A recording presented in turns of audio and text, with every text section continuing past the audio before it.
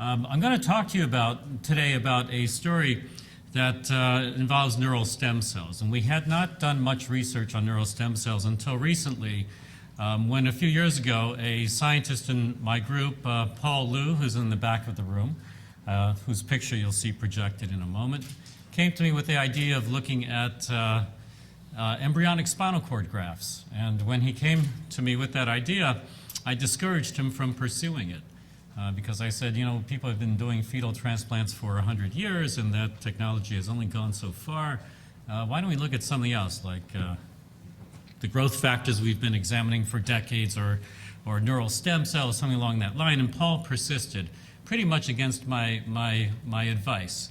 And the findings that he generated have completely changed the direction of our laboratory, given the significance of the biology that he helped us to appreciate. So the work I'm going to talk about today is actually all generated from Paul. And he'll be in the breakout sessions this afternoon to answer further questions about it.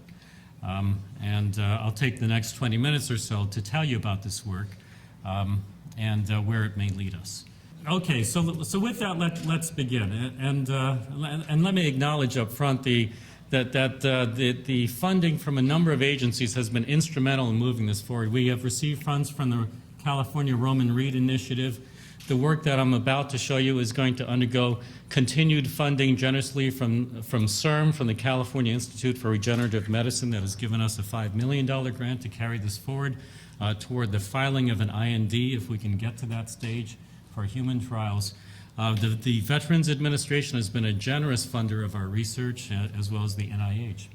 So the role that all of you play in advocacy has been very important in moving this work forward. So, and also allow me to acknowledge that the work I'm going to show you today is especially the work of Paul Liu, indicated in green on the lower part of the slide on the left. But there are many people in my group, and we have many collaborators who have contributed to bringing this forward. So I think that this is a slide filled with scientific terminology, but the essence of it is shown in this MRI of a human 9 years after their spinal cord injury. I'm pointing to it here, and I'll point to it here. This is a chronic human spinal cord injury. And as you all know, and you're well aware of individually, axons, the wires of the nervous system, do not regenerate in any mammal, including humans, after injury to any significant degree on their own without help. And some of the great areas of scientific progress in the last 30 years have been in identifying the reasons for that failure of regeneration in the central nervous system and in the spinal cord, compared to the peripheral nerves of our arms and legs, which do regenerate after injury. So we've learned from studying peripheral nerves that do regenerate, from studying the central nervous system that doesn't regenerate, why we don't have central regeneration. And the key reasons for that are listed here. And the first reason, the lack of permissive substrates in a lesion cavity, basically means that there are no cells that fill the injury site. There's no matrix that's formed in an injury site to allow an injured axon to attach itself and grow through the injury site. And whereas bridges do form in peripheral nerves after injury. Secondly, there's insufficient neurotrophic support, and that means that there is no production of proteins at the sites of injury called growth factors that initiate new growth programs and encourage axons to begin to grow into and beyond the injury site. Third, there are a number of inhibitors that are present in the central nervous system, in the spinal cord, in the brain, that are not present in peripheral nerves, that actively block efforts to regenerate. And they come in two flavors. The first is a large family of proteins on the myelin, the insulation of the spinal cord, that actively block the growth of axons. And some of those are named here. Martin Schwab is famous for identifying this no-go molecule, but several others have subsequently been identified. And they contribute to the failure of central regeneration.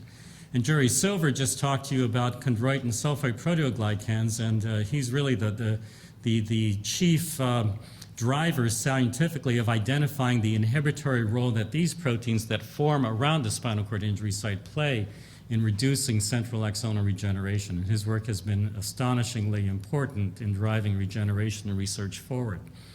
And then finally, as if all of this isn't enough, these cells of the adult brain that give rise to many of the axons that travel through a site of injury don't turn on an intrinsic set of growth programs to enable efficient new growth and regeneration. So we say that there's a failure to upregulate regeneration-associated genes and proteins in an injured adult neuron that can support active new growth.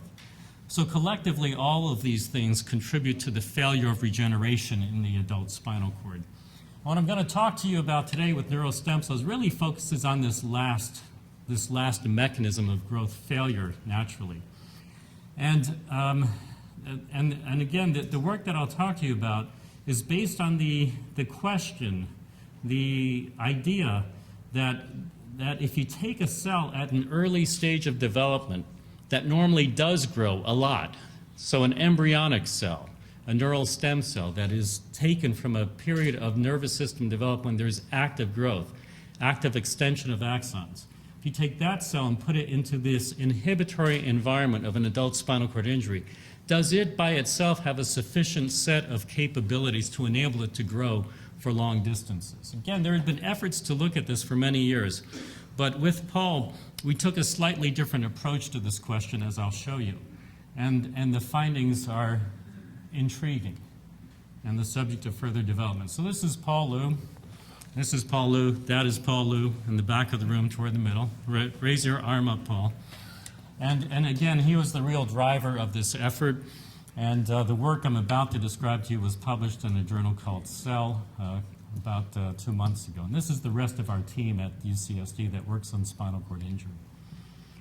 So what Paul did in his initial studies was take cells from the developing rat spinal cord, from the 14th day of development, which is roughly the third trimester, let's say, of the developing rat spinal cord.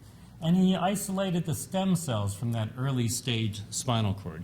Stem cells mean cells that have the ability to develop into several different types of cells with the passage of enough time that they mature.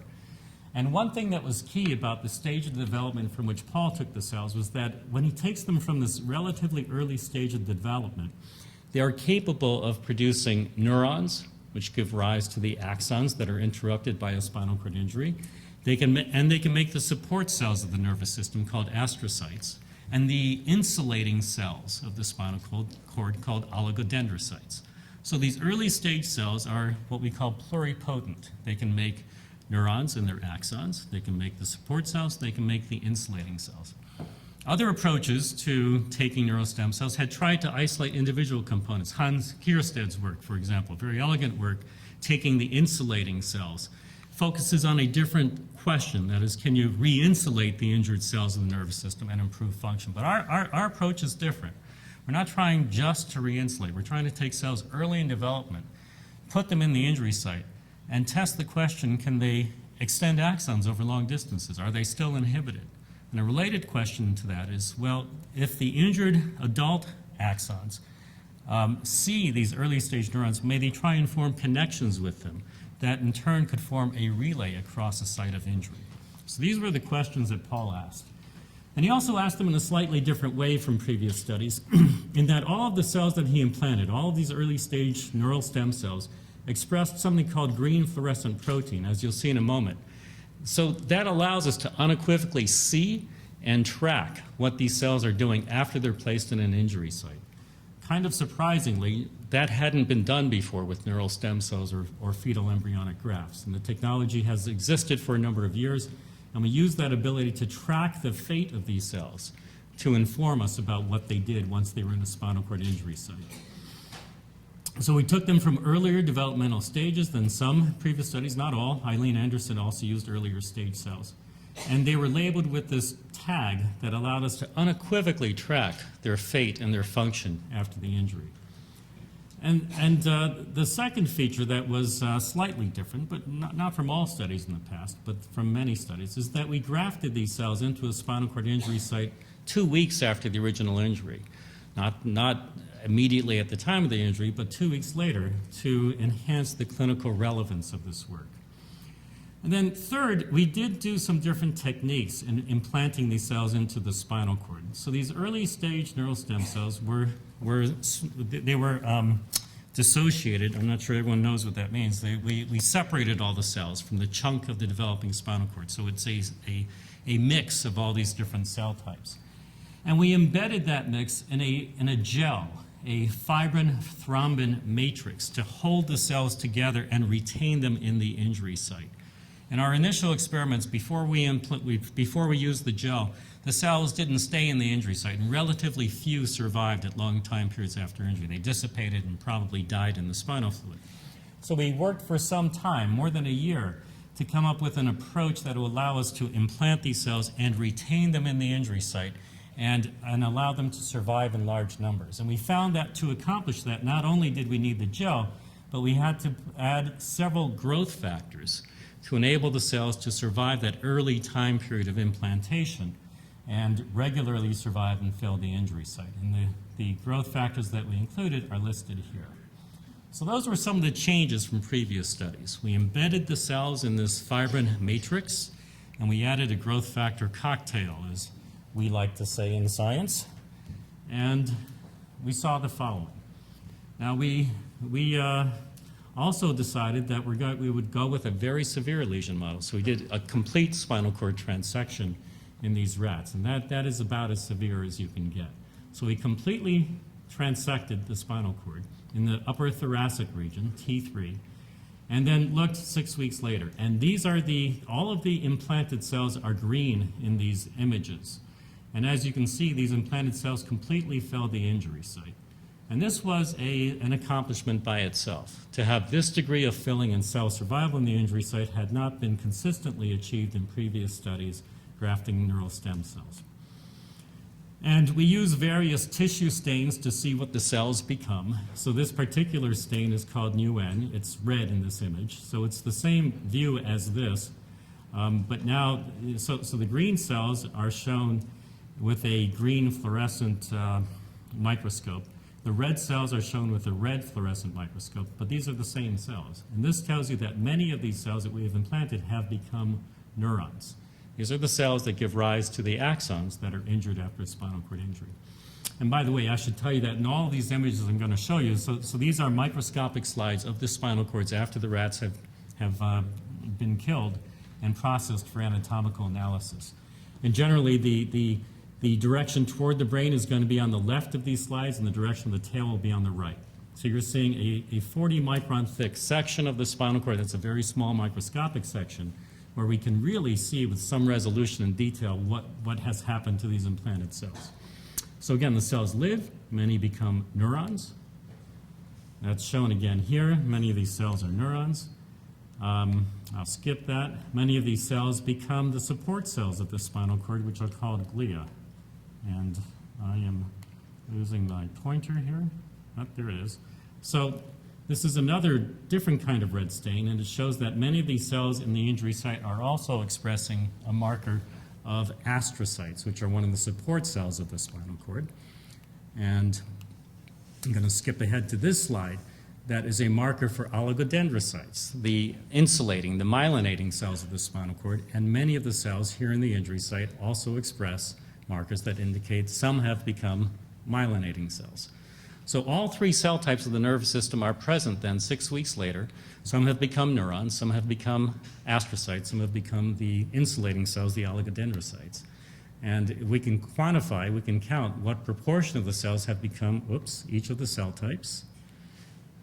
Okay, and when we do that, about 1/4, 25% have become neurons. That can send out axons.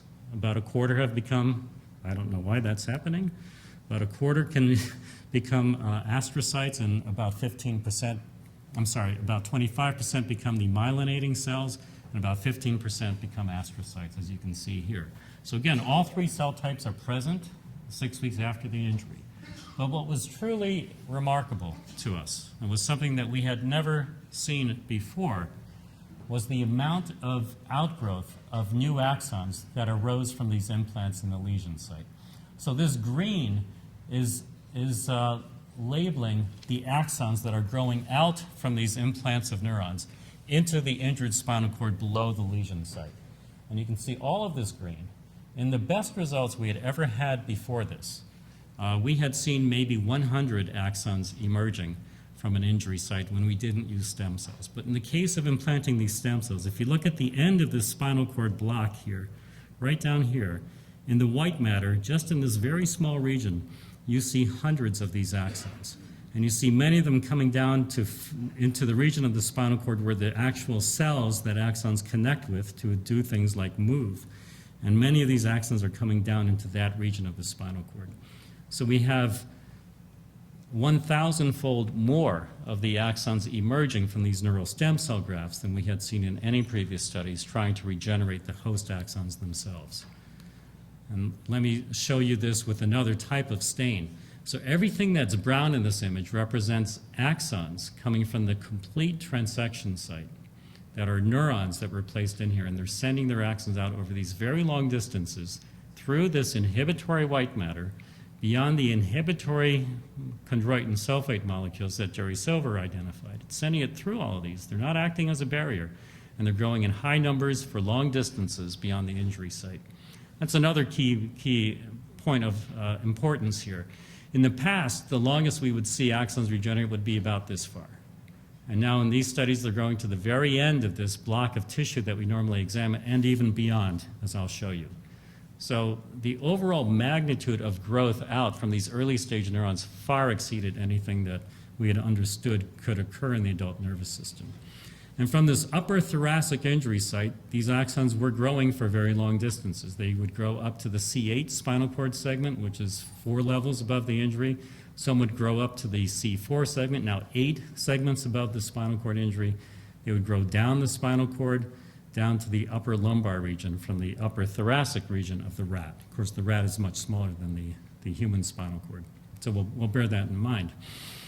If we did a mid-cervical spinal cord injury, a C5 lesion, then we would see some of these axons emerging all the way up to the brain, to the lower part of the brain called the brain stem. Some would go into the balance part of the brain called the cerebellum. And again, we can unequivocally identify these as coming from the cells we implanted because only these cells have this brown reaction product. None of the axons of the adult rat have these darkly labeled axons. And again, from a mid-cervical injury site, they grew down to the T8 spinal cord level. Again, many segments, much farther than we had seen previously. Trying to advance this slide, and it's not going. Okay. And indeed, some of these axons even grew out into the roots toward the peripheral nerves. So they not only would they grow up and down the spinal cord, they would exit the spinal cord and grow through some of the nerve roots, as they're called. And we could follow their rate of growth over time. So if we looked in these rats at 1 day after injury, they were just right at the edge of the injury site. This is the area below the injury. By 2 days, they were beginning to grow out. By 3 days, they grew to this point. And by 4 days, they had grown to by 7 days, they had grown to the end of the tissue block. So they were growing overall at a rate of 1 to 2 millimeters per day, which is the same rate at which successfully regenerating axons of the peripheral nerve will grow. I'll skip that. And it's not as though we saw this occasionally in the best animals in the study. This occurred in the vast majority of animals, more than 80% that were enrolled in the study. So all this brown are the axons growing out from this complete spinal cord transection site to segments below the injury. A very consistent response. And these axons growing out would connect with neurons of the spinal cord below the lesion. These are motor neurons that generate movement of muscles. All of the green in this image are the axons growing out from the stem cells, and they're located very close to the cells that generate movement in the spinal cord, the motor neurons. And they form connections with these motor neurons. So you're going to have to take my word for this. In the world of science, we look for connections between axons and their partner called synapses. And this is evidence that there are connections being formed, synapses, between the regenerating neural stem cell axons that have grown down the spinal cord and the motor neurons of the injured spinal cord below the injury site. I'll skip some of this. And as these axons are coming down the spinal cord, they are being re-insulated, remyelinated by the cells of the adult spinal cord that normally have this function. So this is one of the regenerating neural stem cell axons traveling down the spinal cord. We recognize it as a stem cell axon because it's black from that stain that I showed you earlier. And then this dark band around it is myelin, the insulation of this wire that's being formed by the cells of the adult spinal cord. So a lot of axons grow out of these implants for long distances to an extent we had never seen before, and I thought I would never see in the field of spinal cord injury. But that's only half the story. That's like hearing half the score in the football game, right? Because that's not enough. You can't just have them growing out. Something has to grow in for these to be functional. If there's not some reconnection being made between what's above the injury site and what's below, this would be of no functional importance. But as it turns out, the injured host axons from above the injury site were growing into the green neural stem cell grafts. So that's shown in these images. This red are motor axons of the brain stem, the back of the brain here, growing into this implant of neural stem cells. So this is one type of motor axon. It's called a reticulospinal axon. There is another type of motor axon showed here. These are called raphe spinal axons. They're penetrating into this green graft in the injury site, and you see them here at higher magnification. There are many of these host axons growing in. This is another type of host axon that comes from the brainstem back here. It's called a cerulospinal axon. And once again, if you look within the implant in the complete transection site at higher magnification, many of these cerulospinal axons are penetrating the graft. So anatomically, this is creating a situation in which the injured host axons come into the lesion site, and the grafted neurons, the neural stem cells, send their axons beyond the lesion site for long distances. And they form connections, they form synapses. So this raises the possibility that they could be forming new relays to transmit impulses across the site of complete transection. So Paul tested that by looking at the functional effects, and we can do that by both measuring the ability of the animals to move their hind limbs, and we can do it by measuring whether electrical impulses are conducted across the complete transection site. And that's what these data look like. So this is a schematic diagram of what the lesion looks like. There's a lesion here, a complete cut of the spinal cord at T3. We have our neural stem cell graft in the lesion site. Then we stimulate the spinal cord 4 segments above the injury at C7. And we record from the spinal cord 3 segments below the injury to see if we can detect any electrical conduction across the injury site. For those of you here, again, we have the complete cut here. We stimulate here above the injury, and we record whether we can detect electrical activity 3 segments below. And in the intact spinal cord, you see this kind of thing. We stimulate here, that's our stimulus, and then after some delay, you record a response, an electrical signal below the spinal cord in intact animals before any injury. If we do a complete spinal cord injury and do not implant anything, then all of that response is abolished. Here's the stimulus, but there's no response. In the presence of the stem cell graft, we reconstitute a response. It's not the normal response, but it's still there, it's still present, it's readily detectable. Now, very importantly, I have to say that there are many very good studies in the spinal cord injury field, and there are some studies that don't always look at all possible explanations for what some people report as recovery. We've often been fooled by things in this field. And one way to get more confidence that what we're seeing is actually valid is to do things like, after you see this recovery, well, recut the spinal cord. Oops, I'm having trouble with this. Oops. Let's try this again. All right. No luck here. I need my pointer. There it is. So one thing we can do to try and validate whether we're really seeing what we think we're seeing is to then recut the spinal cord above the injury site right here and see if we abolish this ability to conduct electrical impulses across the injury site. To reiterate, we cut above the injury site. Oh my goodness, this controller is really challenging me today. But so we cut above the injury site, just above the words that say T3 graft, and that should abolish the impulses if there's truly a new relay being formed here. So okay, and that shows you where the cut is made. And when we do that, we do indeed lose all the recovery. We didn't take out the graft. We cut just above the graft. And if host axons are regenerating into it and are responsible for this restoration of electrical transmission, then we should abolish it by doing a recut, and indeed we do. So this does provide supportive evidence that this is truly supporting axonal regeneration from the host. And then we can look at a functional outcome measure, the ability of rats to walk just in an open field. This is called the BBB scale. It's quite standard in the spinal cord injury field.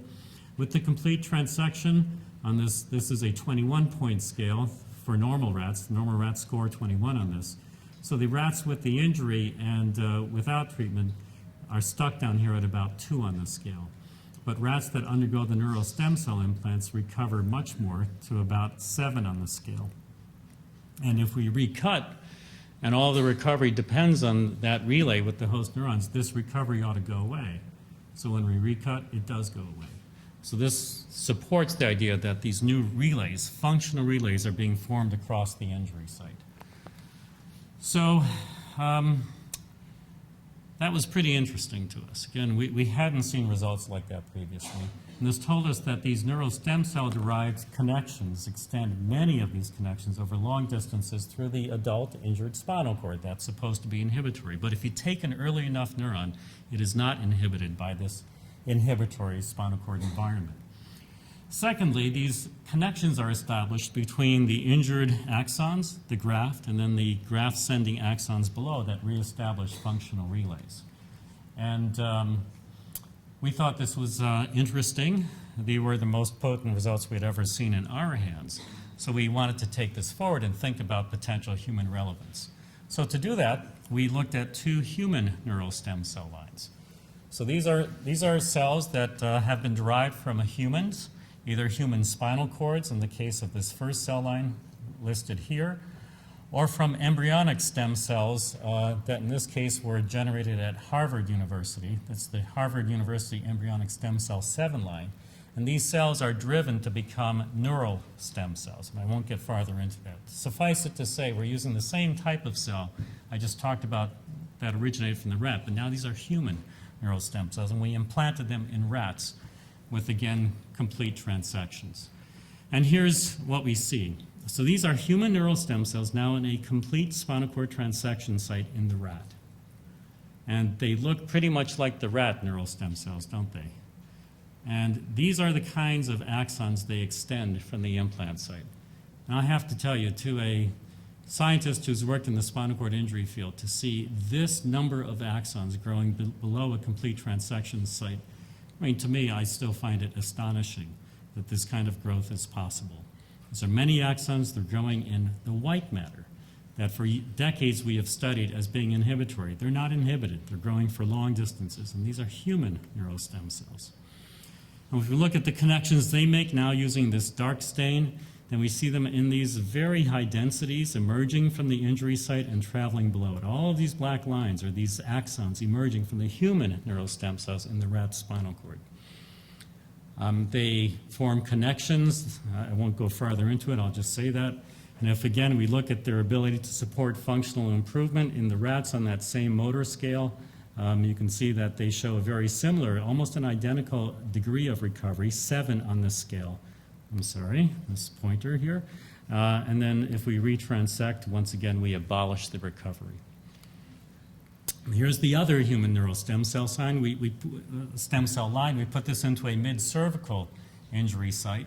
So C5, half spinal cord lesion. We did a half spinal cord lesion because if you do a complete transection in rats at this level, they die. So we can do a half lesion. So we did it. Again, you see the cells live in the lesion site.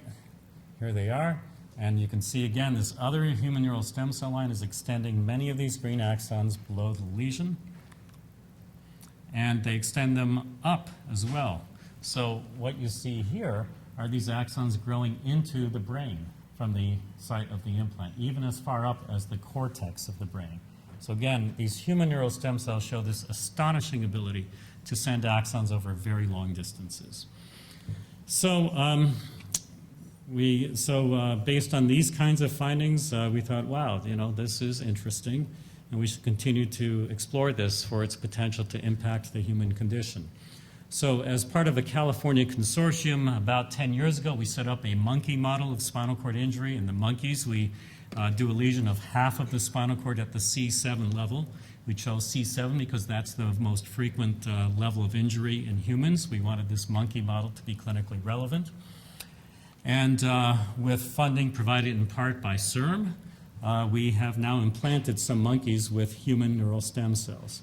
We haven't published these findings yet, but I'm happy to show you the initial results. We're just beginning this work. But these are the same human neural stem cells now implanted into a monkey with half a spinal cord lesion. The cells are labeled green here, and so you can clearly distinguish the human cells in this monkey spinal cord from the monkey cells themselves. This is the injury site here, and here are axons now emerging from this human neural stem cell implant and growing here to the end of that tissue block. And if this will work, this is the end of that block. This is now several millimeters beyond the lesion. 6, apparently. I can read this slide. And here they are, traveling in white matter to the end of that block. And here they are in the gray matter, where they have the potential to form connections with these cells of the monkey spinal cord. So this work in the monkey is really just beginning, but with CIRM support, we're beginning to understand how we have to go about implanting these in the monkey to try and see whether it will have the same kind of potency that we've seen in rats. I think it's very important to have these monkey models. These same techniques that we used in rats to allow them to so consistently fill the lesion site do not work in the monkey. And it's simply because of size differences in part, possibly immune differences as well. But this is a large lesion cavity, so the concentration of the gels we used in the rat didn't work in the monkey. The cells just got washed away immediately. And we've learned that we really have to devise a whole new set of techniques in the monkey to scale this up to something more similar to what we would encounter in the human. 95% of clinical trials that are taken from animals to humans fail. 95%. That's a huge number. And one of the reasons for those failures is that people don't do things, for example, like take things through a larger animal model, like a monkey, to learn how you apply the same methods that worked in smaller animals to larger animals like we humans. And we think it's very important in thinking about the translation of these studies to go through these sorts of primate studies and learn to do these things properly, so that when we get to clinical trials, if we get to clinical trials, that we stand a chance of really seeing the full biological potential of this approach realized. So I think I'll actually conclude it there. That's the main essence of what I hope to say. But from our perspective, these are intriguing data. We were not aware that this basic biology existed. Now that we are aware of it, we're certainly exploring it to the degree that we fully can. We're beginning to do experiments now in chronic injury models. And very importantly, we are receiving many scientists from other laboratories into our own group to learn from Paul how these experiments are done so the technology can be exported to other laboratories to try and adopt the same approaches, so that in other hands we can see through independent efforts whether this biology holds. And with any luck in the next several years, we'll know whether this is an approach that could be taken to human trials. So with that, I'm very appreciative for your kind attention. And I guess we're deferring questions, Roman, until later? Okay, thank you.